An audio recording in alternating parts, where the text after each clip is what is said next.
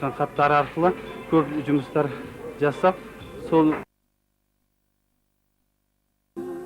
айналды бір тамшы көзі жасында жайымды айтсам жасырмай жағдайым менің осындай көзі бір тамшы көзі жасында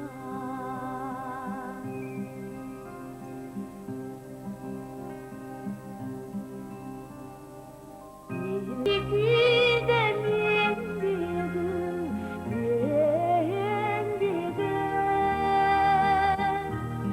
өзіңдей жарық сезім көзі жасында